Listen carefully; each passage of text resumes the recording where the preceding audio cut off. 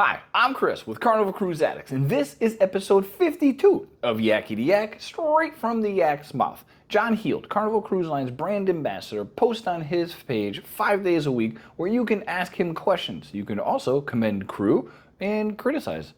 But we go to the questions, find the funny, the weird, the silly, and we read them all and post them here for you. So in today's episode, we're talking about spending limits on your sail and sign card, scuba diving, debarking early for early flights, extra tips for the room stewards, and checking in while on a cruise? Huh.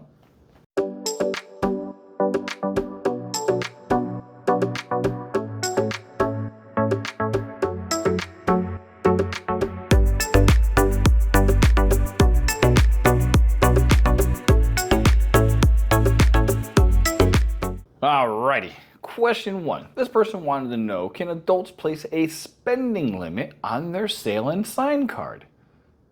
No. Yeah, actually you can. But that would suck.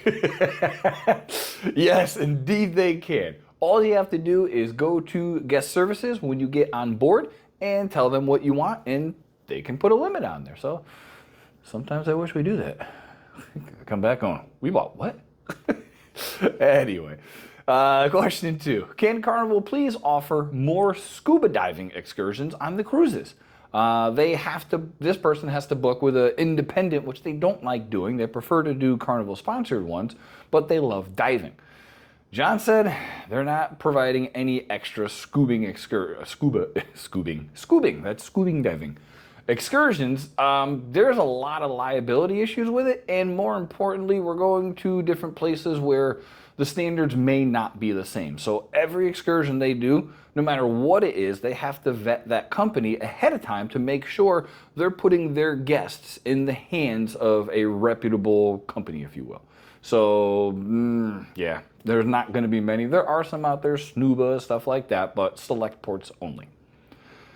This person said there should be something in place that if you have a super early flight, watch our previous video, don't book a super early flight, by the way. They should be able to get off with the diamonds and stuff like that so they don't miss their flight. Is there something in place? John said yes. All you got to do is go to guest services, provide them with your flight info so they can verify, and you cannot leave your luggage out the day before. You have to do self-assist. End of story, period.